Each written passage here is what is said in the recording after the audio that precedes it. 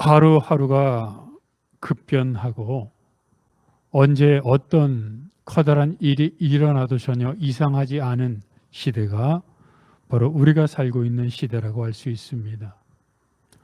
이런 시대를 살면서 사람들은 마음에 각박해지고 또 내가 원하는 삶을 위해 오직 한 가지만 생각하고 바라보는, 그리고 그것을 위해서 수단과 방법을 가리지 않는 그런 시대가 되었습니다.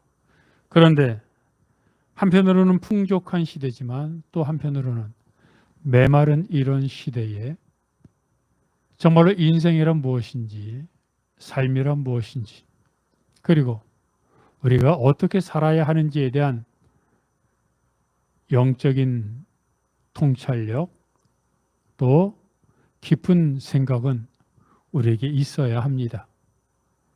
그것이 아무것도 아닌 것 같아도, 그런 생각하지 않아도 잘 살 수 있을 것 같아도, 인생이 무엇인지 그리고 어떻게 살아야 하는지에 대한 기본 생각, 철학, 가치관이 없으면 나중에 이미 돌이킬 수 없을 시간이 되면 평생 후회하고 지나온 삶이 잘못되었음을 깨닫게 되기 때문입니다. 그런 면에서 예수님은 늘 백성들에게 어떻게 살아야 하는지, 그리고 인생의 참다운 가치가 어디에 있는지에 대해서 말씀하셨습니다. 오늘 본문에 등장하는 천국 비유, 밭의 감추인 보화 비유도 인생의 참된 기쁨이 어디에 있는지, 그리고 사람들은 무엇을 추구하며 살아야 하는지 우리에게 생각하게 만듭니다. 첫째로 오늘 본문에서 발견한 후에 기뻐하였다라고 말하고 있습니다. 오늘 본문은 어떤 사람이 밭에 감추어져 있던 보물을 발견하면서부터 시작이 됩니다. 그 보물은 늘 그 자리에 있었습니다. 어디에 가지 않았습니다. 그런데 사람들이 발견하지 못했고 사람들이 보물을 발견한 삶을 살지 못했던 겁니다. 그런데 어떤 한 사람이 보물을 발견했습니다. 그의 기쁨 얼마나 컸을까요? 그는 보물을 발견한 이후로 이전과는 완전히 다른 삶을 살게 되었습니다. 물론 이전에도 살면서 많은 기쁨을 느꼈을 겁니다. 시험에 합격하기도 하고 또는 집을 장만하는 기쁨을 누렸을 수도 있고, 사랑하는 사람과 결혼하고 자녀를 낳기도 하고, 또는 이런저런 기쁨, 흔히 말하는 소확행, 하루하루 살면서 조그마한 기쁨 누리면서 살았을 것입니다. 하지만 오늘 본문에서 보물을 발견한 후에 느꼈을 그 기쁨은 기원전과 기원 후로 나뉘어질 만큼의 역사적인 순간, 그리고 인생을 돌아볼 때 나의 인생이 완전히 뒤바뀌었다고 판단할 수 있는 그런 역사적인 기쁨의 순간이었음을 알게 됩니다. 이런 기쁨을 누렸던 사람, 경험했던 사람이 사도 바울입니다. 그는 복음을 핍박하던 사람이었습니다. 얼마나 열심히 핍박을 했든지 예루살렘에 있는 교회와 성도들을 핍박하고 나서는 예루살렘을 넘어 이방 지역인 다메섹까지 가서 믿는 사람들을 잡아오려고 출발하였을 정도입니다. 그러면 하나님을 위해서, 율법을 위해서 그렇게 열심을 내었던 바울은 믿는 사람들을 핍박하면서 행복했을까요? 기뻤을까요? 기쁘고 행복하고 뿌듯한 것이 정상 아니겠습니까? 그런데 그렇지는 않았던 것 같습니다. 바울이 다메섹으로 가던 도중에 만났던 예수님이 바울을 향하여 이렇게 말씀하셨죠. 가시채를 뒷발질하기가 너에게 고생이다. 가시채찍을 뒷발질해봤자 너만 다치고 너만 아프다라는 뜻입니다. 왜 예수님은 바울에게 이런 말씀을 하셨을까요? 가시채찍은 소가 멍에를 메고 밭을 갈 때 소가 말을 듣지 않으면 소에게 말을 좀 잘 들으라고 찌르던 쇠꼬챙이였습니다. 즉 막대기 끝에 쇠 또는 가시 날카로운 것을 박아서 소를 찌르니 얼마나 아팠겠습니까? 그런데 소는 자기가 잘못 간 것은 생각하지 않고 자기를 찌르니까 화가 나서 그 자기를 찌르는 쇠 막대기를 향하여 뒷발질합니다.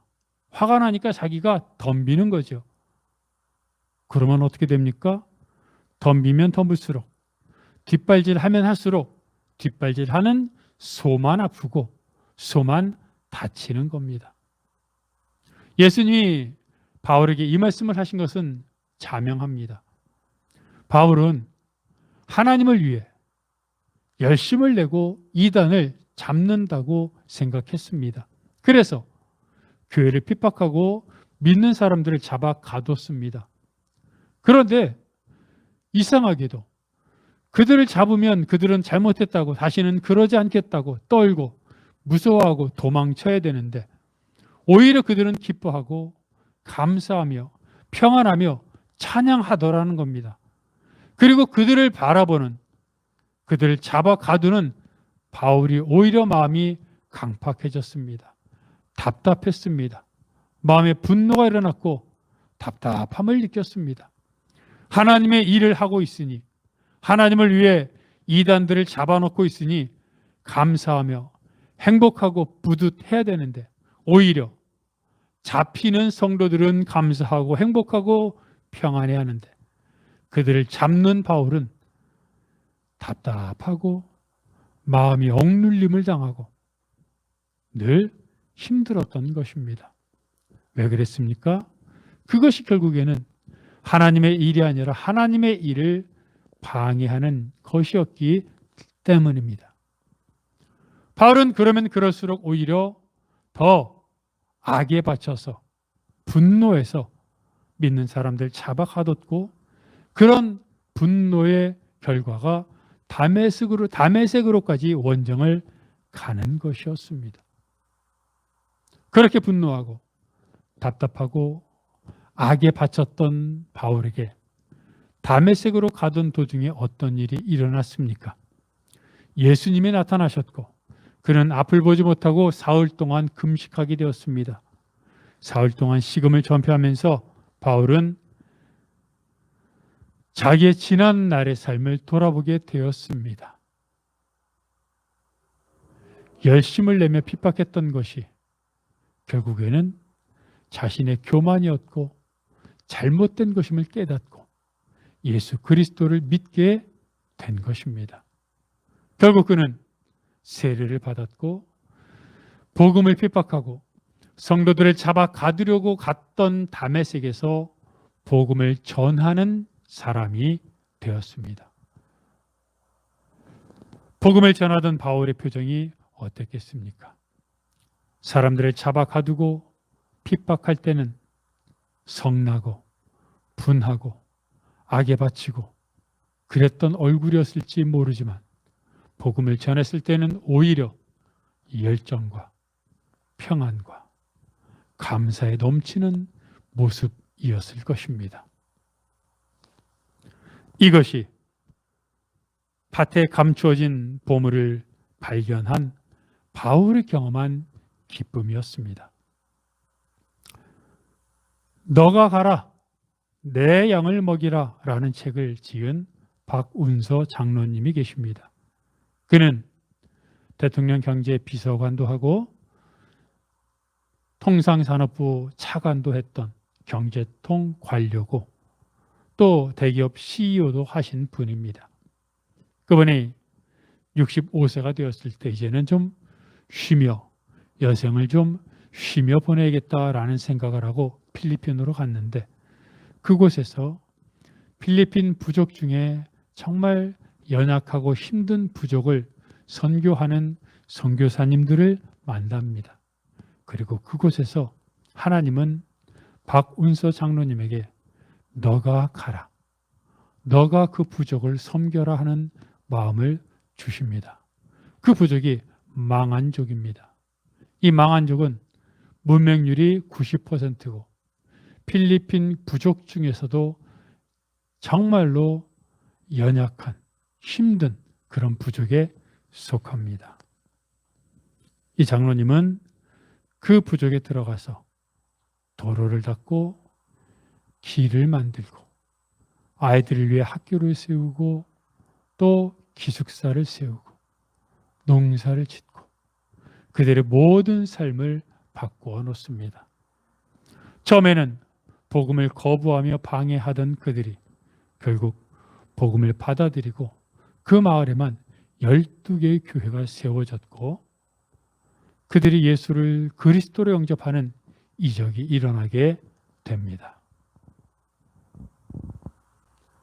박원서 장로님은 그 책에서 이렇게 말을 합니다.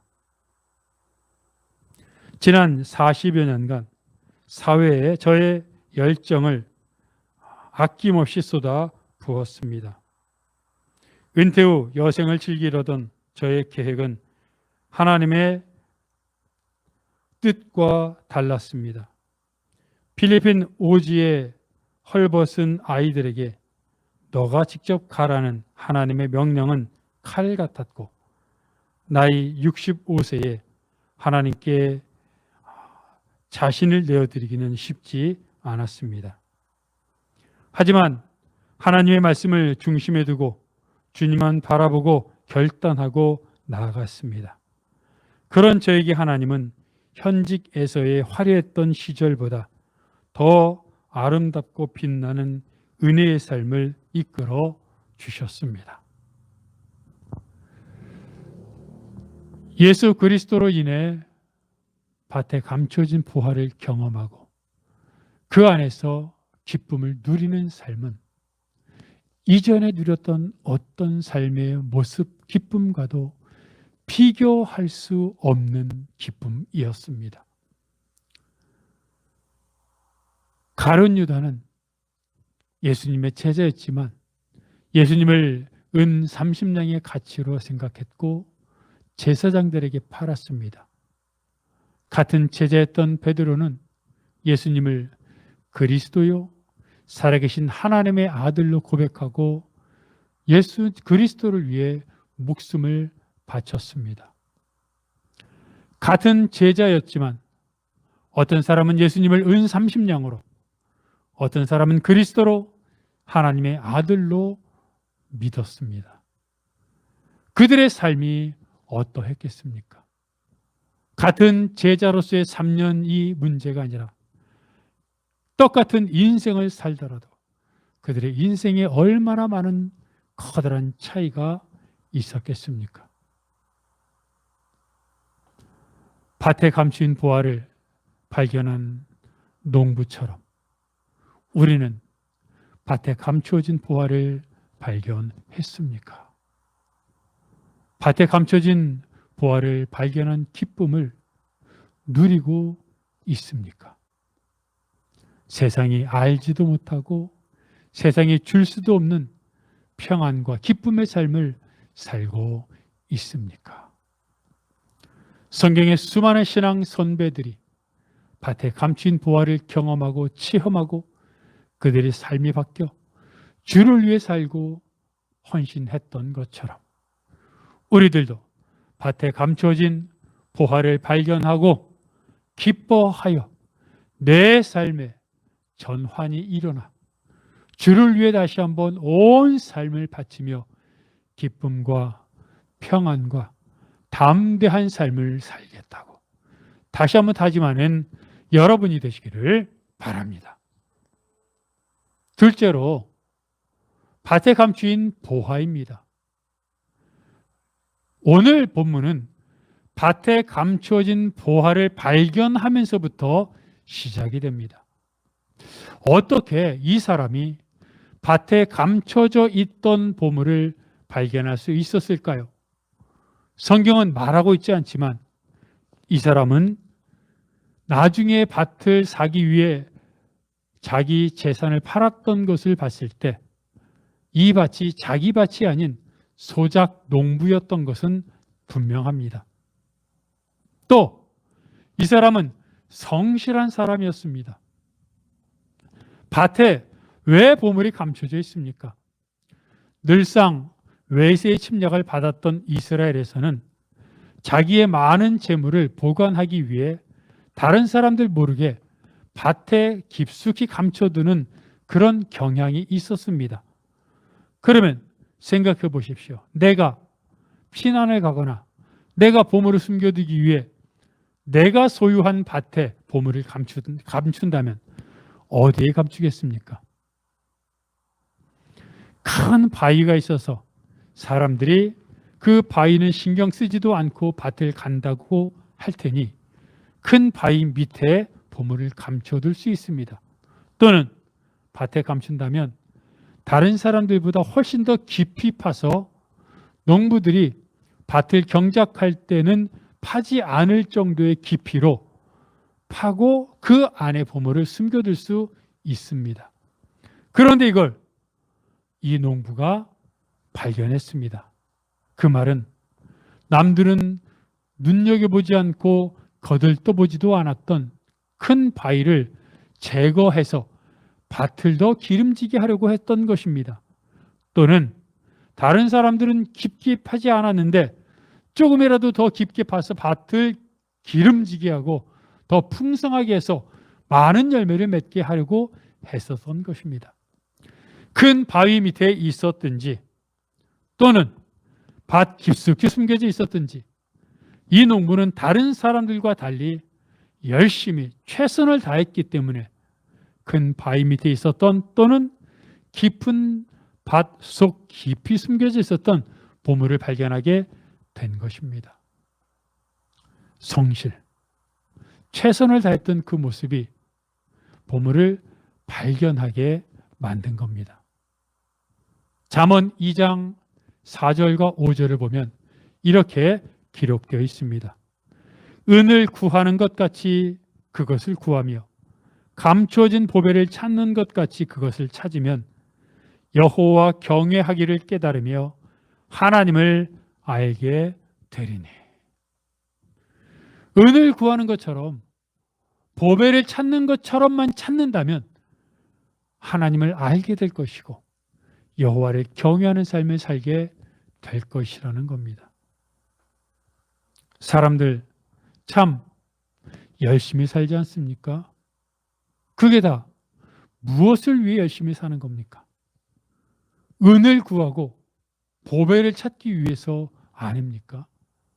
직장에서 승진하기 위해 내가 포함되어 있는 조직에서 인정받으려고 재물 많이 얻으려고 여러분 불철주야 공부하고 쉬지 않고 일하는 것 그게 다 인정받고 벌고 올라가기 위해서 그러는 것 아닙니까? 나는 직장에서 인정받고 돈을 조금이라도 더 벌기 위해 쉬지 않고 일하고 애썼던 것처럼 하나님을 알기 위해 얼마나 애썼습니까? 직장에서 인정받기 위해 최선을 다했던 것처럼 예배와 하나님에게 최선을 다했습니까? 힘들고 어려운 일이 있을 때마다 탄식하고 불평하고 한숨 쉬는 것은 누구나 하는 거지만 그 가운데 하나님 앞에 나와 열심히 기도했습니까? 어떻게 하면 어디로 이사하면 무엇을 사면 조금 이익이 될까? 책을 뒤적이고 사람들에게 조언을 구하고 고민하고 또 고민한 것처럼 하나님의 뜻은 무엇인지, 내가 지금 이 상황에서 어떻게 하는 것이 하나님의 뜻인지 알기 위해 성경을 뒤적거리며 말씀을 묵상했습니까? 시간을 말하는 것이 아닙니다. 내가 얼마나 관심을 하나님께 두었냐는 겁니다. 하나님의 자녀는 은혜로 된 겁니다. 은혜로, 하나님의 은혜 자녀로 태어났습니다. 하지만 하나님의 자녀답게 하나님을 누리면서 밭에 감추어진 보화를 체험하고 발견하고 경험하는 삶을 사는 사람은 극히 드뭅니다. 탕자의 비유를 보십시오. 첫째 아들, 둘째 아들 다 아버지 아들이었습니다. 그런데 둘째 아들은 아버지를 떠났죠. 그리고 허랑방탕하게 살았습니다. 첫째 아들은 아버지 곁을 지켰습니다. 그렇다면 그는 효자입니까? 그는 아버지 뜻을 몰랐습니다. 늘 아버지 옆에 있으면서 아버지께 불평했고 혼자 고민했고 투덜거렸고, 그리고 밖에 나갔다 방탕했다 돌아온 둘째 동생, 둘째 아들을 인정하지 않았습니다. 첫째 아들도 둘째 아들도 아버지 아들로서의 기쁨과 행복을 누리지 못했던 겁니다. 우리도 많이 그러지 않습니까? 어떤 사람은 하나님의 자녀지만 교회를 떠나고 신앙을 떠납니다. 어떤 사람은 하나님의 자녀로서 교회를 다닙니다. 하나님 곁에 있습니다. 하지만 하나님의 뜻을 알고 하나님의 은혜를 누리며 감사하며 성도들을 섬기고 교회를 섬기고 또 은혜를 경험하며 살기보다는 이것저것 불평하고 이것저것 내 뜻대로 하기를 원하고, 그리고 다른 사람을 인정하지 못하면서 여전히 교회는 다니고 믿는다고 말은 하면서도 밭에 감추어진 보화를 발견하지 못한 삶을 살고 있지는 않습니까?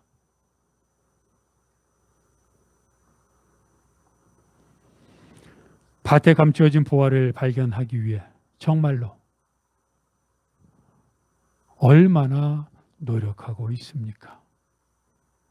얼마나 하나님 앞에 나아가 기도와 말씀과 그리고 선택을 해야 되는, 말을 해야 되는, 표정을 지어야 되는 그런 순간순간마다 내 뜻과 내 이익과 내 감정대로 하는 것이 아니라 하나님의 말씀과 하나님의 뜻대로 하려고 얼마나 노력합니까?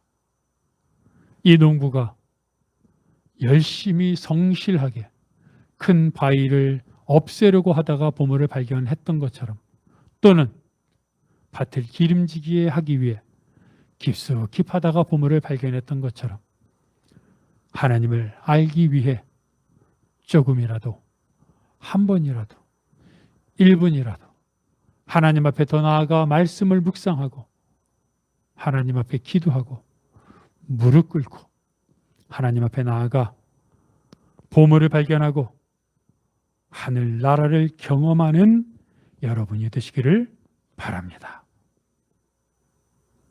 세 번째로, 자기 재물을, 자기 소유를 다 팔았습니다. 이 사람은 밭에 감춰진 보화를 발견한 후에 집으로 돌아가 자기 소유를 다 팔아 밭을 샀습니다. 당연한 것 아닙니까? 너무나 값지고 귀한 보물을 발견했는데 자기 재물을 팔아 밭을 사는 건 너무나 당연하지요. 혹시 이 농부가 밭에 감추어져 있던 보물을 발견한 후에 집으로 돌아가 아무것도 모른 채 아무 일도 없었던 것처럼 그냥 자기가 가진 재산을 쓰며 그것을 애지중지하며 살아갔다면 그게 정상일까요? 비정상이죠. 그 사람은 보물을 발견하지 못한 겁니다. 또는 보물을 발견한 후에 그 보물을 사기 위해 내 재물을 팔까 말까? 보물도 좋지만 내 재산도 조금 귀한데 내 재산을 팔려니 아까운데 하면서 고민했다면 정상입니까? 비정상입니까? 예수님을 찾아왔던 부자 청년이 있었습니다. 그는 예수님에게 어떻게 해야 영생을 얻을 수 있습니까? 질문했고 예수님은 그에게 재물을 다 팔아 가난한 사람들에게 주라. 그러면 하늘에서 보화가 하늘 보화가 너에게 임할 것이다. 그리고 나서 나를 따르라 말씀하셨습니다.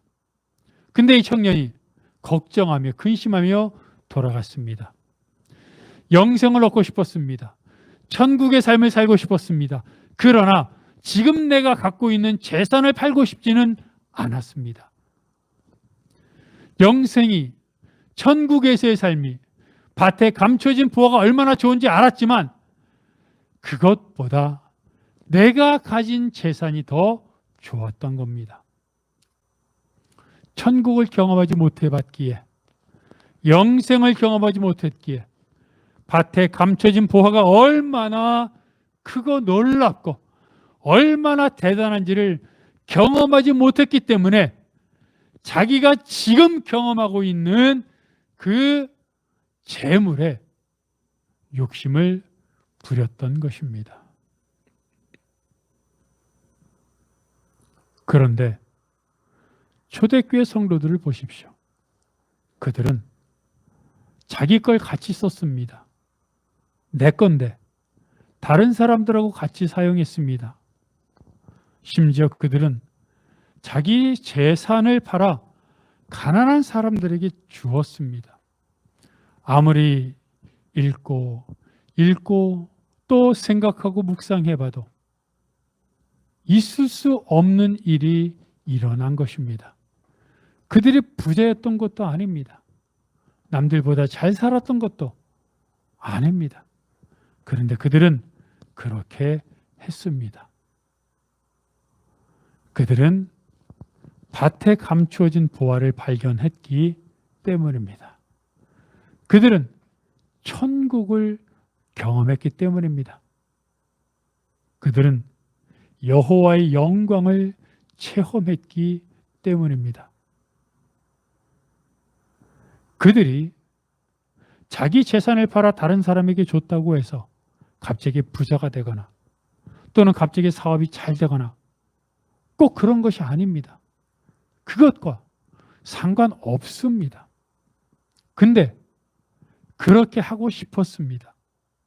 하나님의 것을, 하나님을, 천국을, 하늘 보화를, 밭에 감춰진 보화를 경험하고 나니까 그동안 애지중지하던 세상의 것들이 무의미해졌기 때문입니다. 예수님을 찾아왔던 부자 청년은 자기 재물을 다 팔라는 말에 근심하며 돌아갔는데 오늘 본문에 나오는 사람은 자기 소유를 다 팔았습니다. 여러분, 다 판다는 것이 의미하는 말이 무엇입니까? 내 재산을 정말로 다 팔아 거지가 되려는 말이 아닙니다.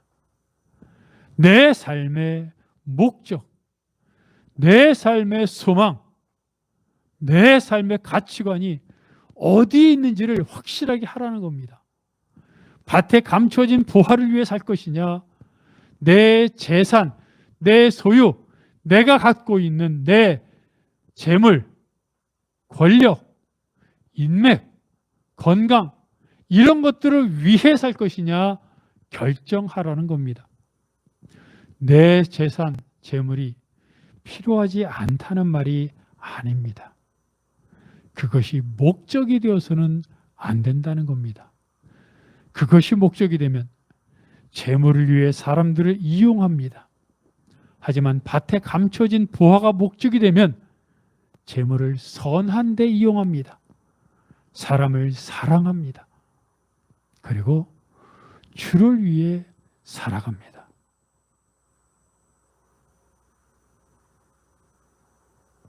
사람들은 누구나 자기를 위해 또 많은 것을 행할 수 있습니다.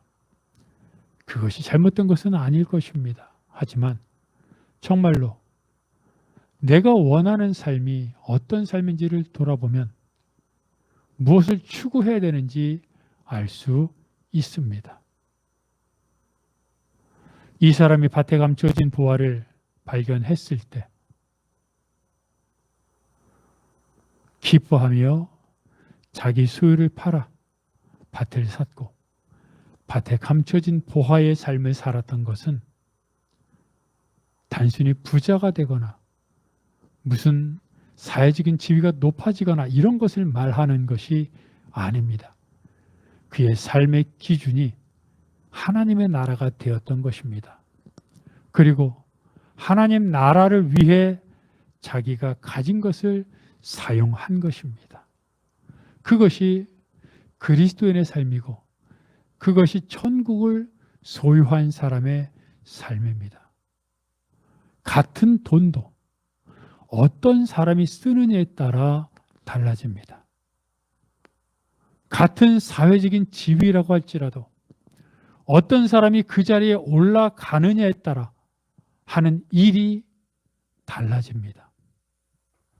정말로 이 사람이 밭에 감춰진 보화를 발견하고 나서 자기 소유를 다 팔아 밭에 감춰진 보화를 샀고 밭에 감춰진 보화의 삶을 살았던 것처럼 내가 가진 재산, 내가 가진 명예, 내가 가진 건강, 내가 가진 사회적인 지위, 내가 가진 모든 것을 밭에 감춰진 보화를 위해 하나님 나라를 위해 주의 영광을 위해 쓰며 기쁨으로 살겠다고 다시 한번 다짐하는 여러분들 되시기를 바랍니다.